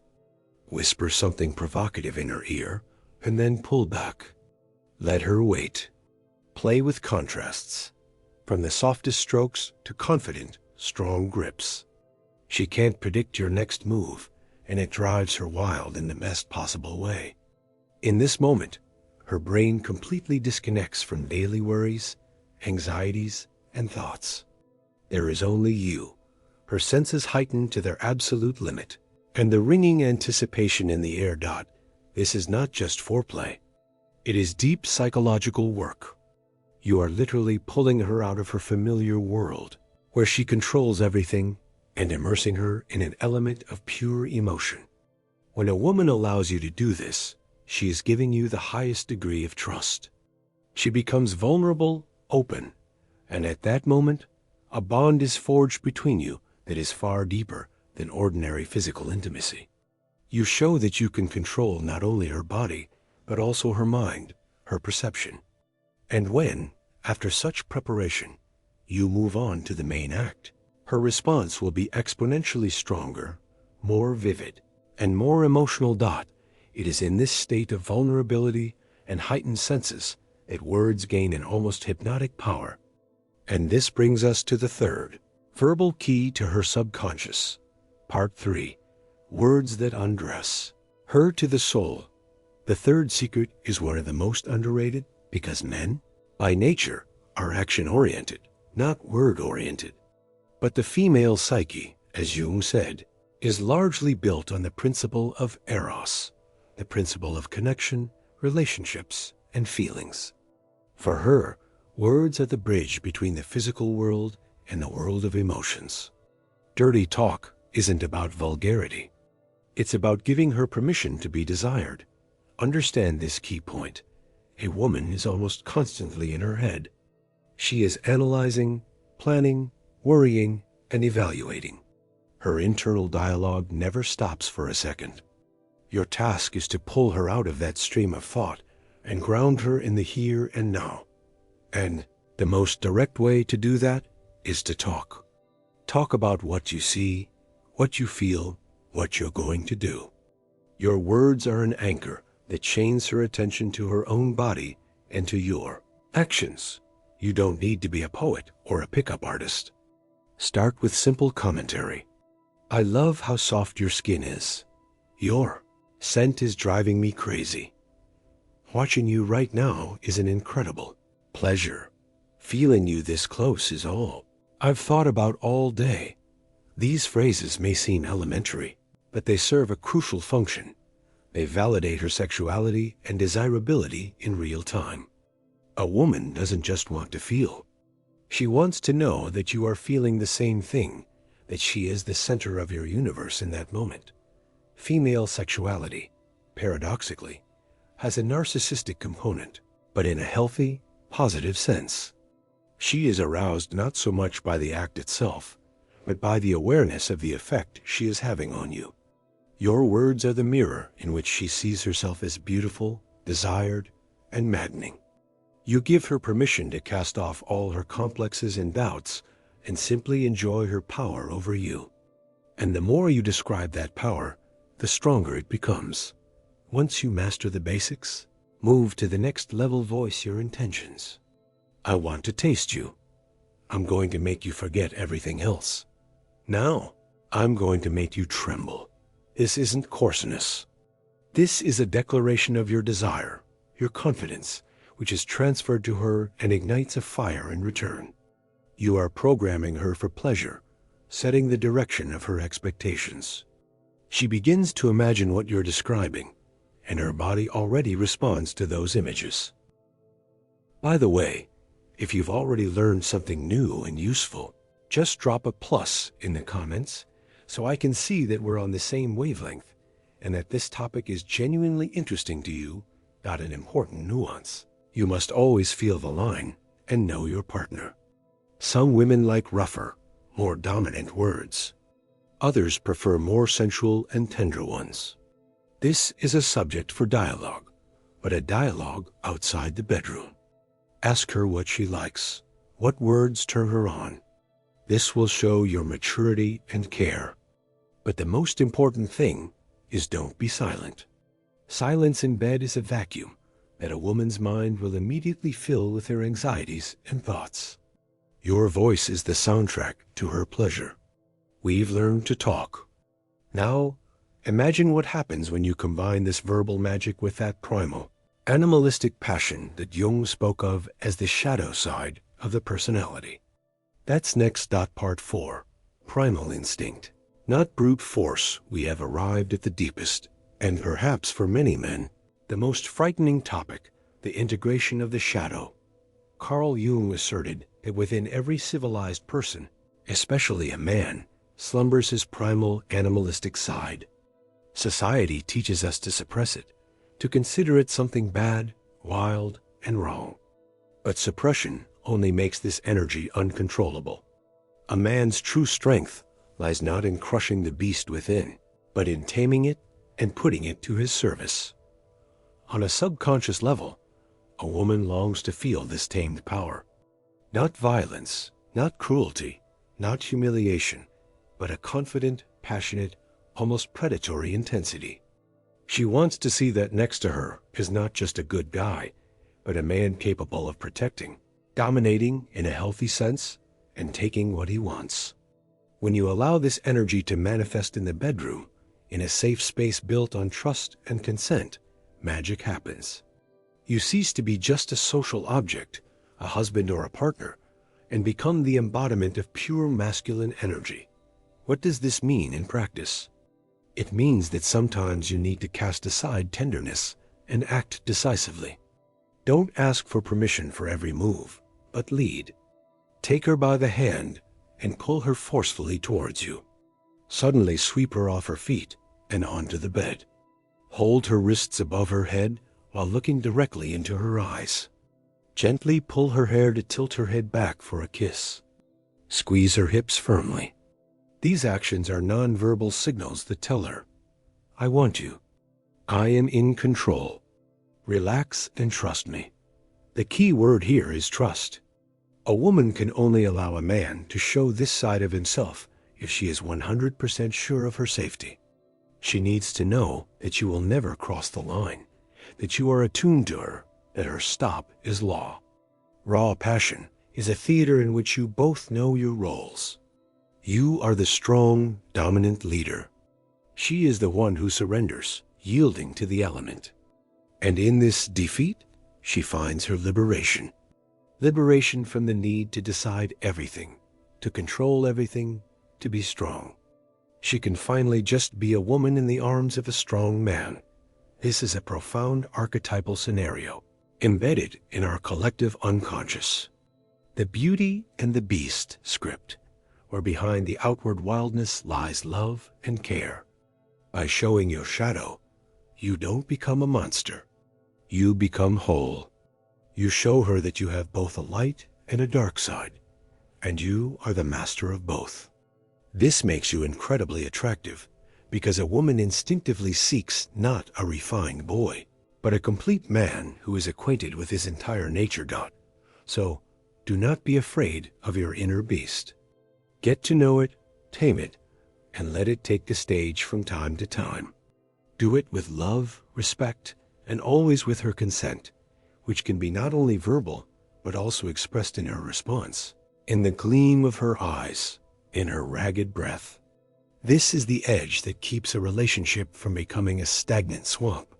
And when you master this energy, you will be ready for the highest level of artistry, a theater for two.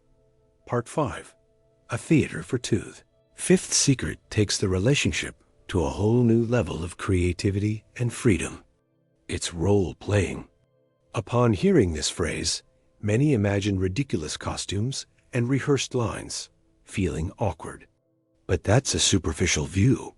From the perspective of depth psychology, role-playing is an incredibly powerful tool for working with the unconscious, specifically with archetypes. Carl Jung taught that our psyche is inhabited by universal images archetypes: the teacher, the student, the doctor, the patient, the stranger, the captive, the conqueror. These images carry an immense energetic charge.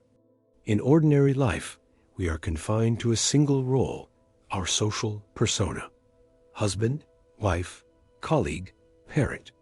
These roles impose numerous limitations and expectations on us. We become predictable to each other. Role-playing is a conscious and safe way to shed these masks and, for a time, become someone else. It allows you to release those parts of your and her personality that are suppressed in daily life. A woman who is a strict boss in her life might want to play the role of a submissive student. A modest and quiet homemaker might dream of being a femme fatale, seducing a stranger in a bar. This doesn't mean she wants to be like that all the time. It means she wants to live out, to unleash this hidden part of herself. When you suggest such a game to her, you are giving her the greatest gift, the freedom to be different without judgment or consequences. You create a special space, a magic theater where anything is possible. This is incredibly bonding because you are exploring the most hidden corners of each other's fantasies together. It kills routine dead because today you can be one couple and tomorrow a completely different one. How do you approach this without causing embarrassment? You don't have to start with costumes. Start with a simple scenario. For example, agree to meet at a bar as if you were strangers. Approach her, talk to her, flirt, seduce her as if you were seeing her for the first time. Let the game carry you away. You'll be surprised how her gaze, her gestures, her voice change when she steps out of her usual role as your wife or girlfriend, or try a scenario with a prohibition. For instance, tonight you are not allowed to touch me. Or, you can do whatever you want, but you are not allowed to say a word.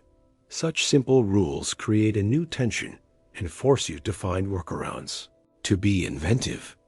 The point is not the complexity of the scenario, but the shift in the usual dynamic. The creation of new energy. Role-playing is a sign of a very healthy and trusting relationship.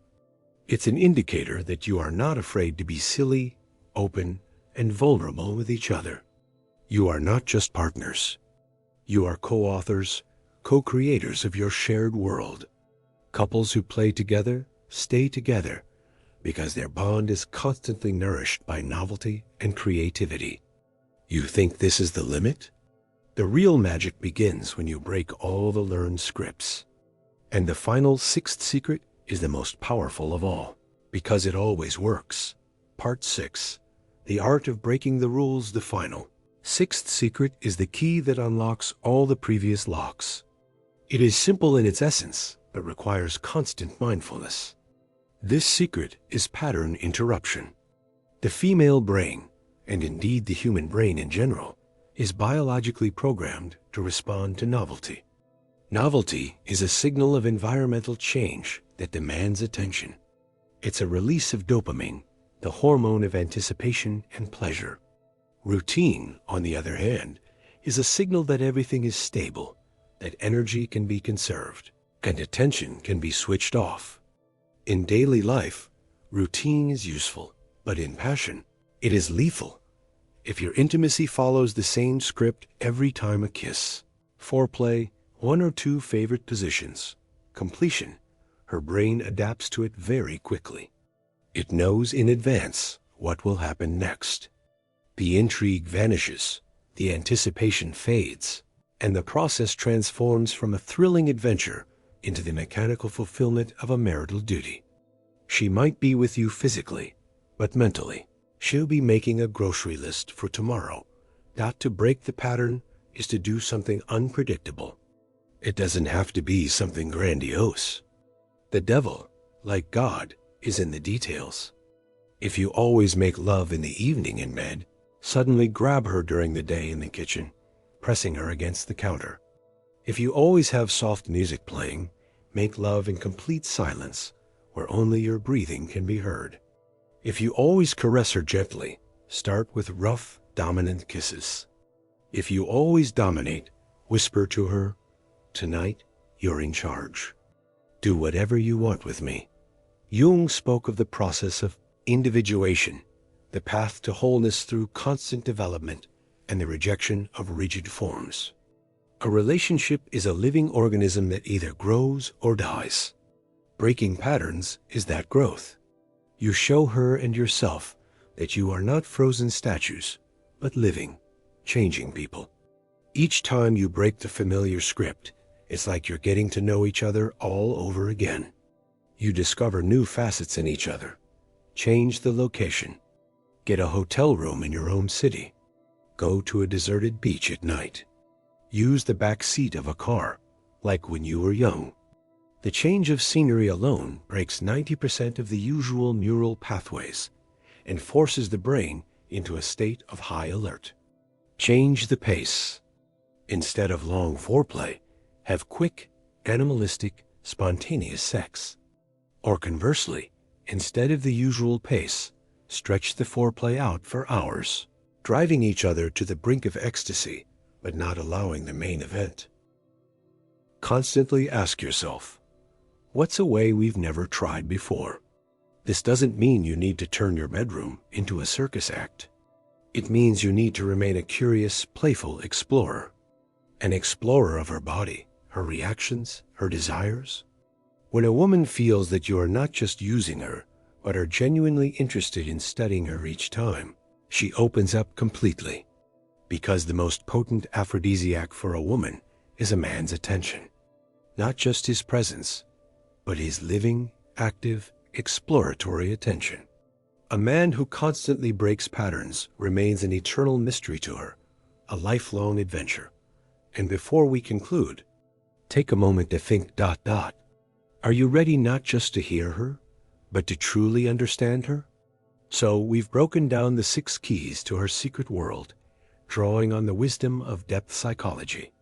Tools for her pleasure, the magic of closed eyes, the power of the right words, your primal energy, a theater for 2, and the art of breaking the rules. This isn't just a set of techniques.